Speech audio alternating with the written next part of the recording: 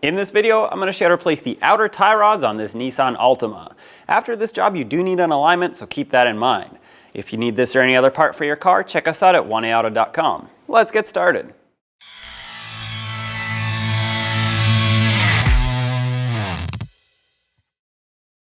If your vehicle has hubcaps, remove those first. Just simply pull on them and set them aside. Use a 21mm socket and remove all 5 lug nuts and then remove the wheel.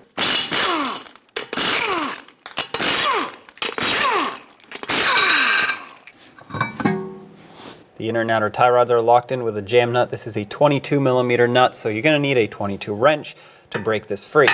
Put it on here and turn it counterclockwise. If this is too tight or you need more force to break this free, you can use a rubber mallet on the end of your wrench. And you don't need to turn this very far.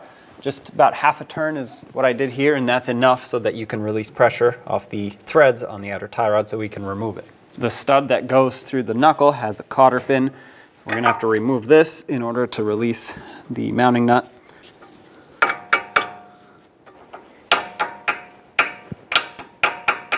Okay, this one's fairly rusty, so it actually is breaking, but that's okay. Use a 19mm socket right on the mounting nut and remove it. There's also a washer that's up here. Remove that as well. I don't typically like hammering on an aluminum knuckle, but in this case I cannot fit a tie rod or ball joint remover tool. So I'm going to hammer on this outer tab here. That should hopefully pop the stud free for me.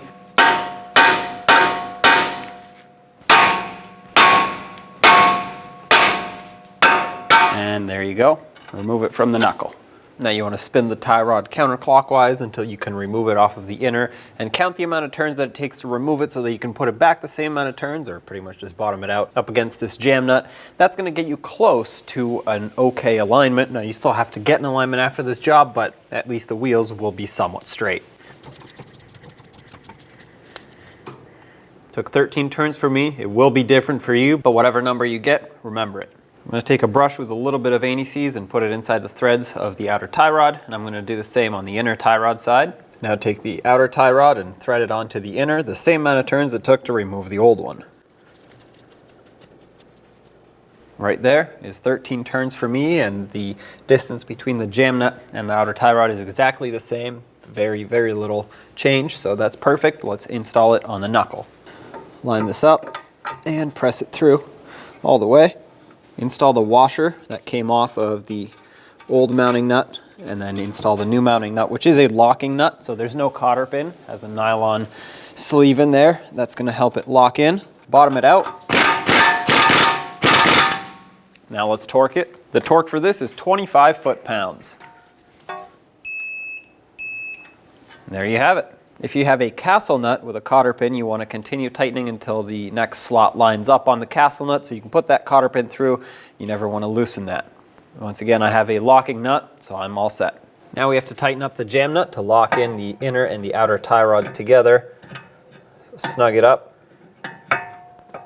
And give this a quick squeeze with the wrench. I went between about an 1/8 and a 1/4 turn after it bottomed out. I'm going to wipe off the remaining anti-seize on here, and what I like to do is bring this back so that the tie rod sits flat on the knuckle and not at an angle. At this point, it is up to the alignment professional to adjust these once you bring it for an alignment. Let's get the wheel back on. Start on all 5 lug nuts, bottom them out in a cross pattern, also in a cross pattern. Torque them to 83 foot-pounds.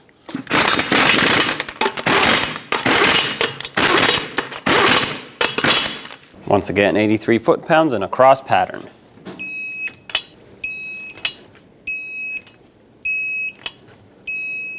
Double check them if you want. If your vehicle had hubcaps, make sure you put them on correctly, and that is with the cutout here on the valve stem, otherwise it's not going to go over. Line that up and press these on. Now take it for a road test and get an alignment. I hope you enjoyed this video and you found it helpful. If you have anything to add, leave it in the comment section below. And as always, don't forget to check us out at 1A Auto for any car parts that you might need. Don't forget to subscribe and ring that bell so you can stay up to date with all of our latest content. Thanks for watching.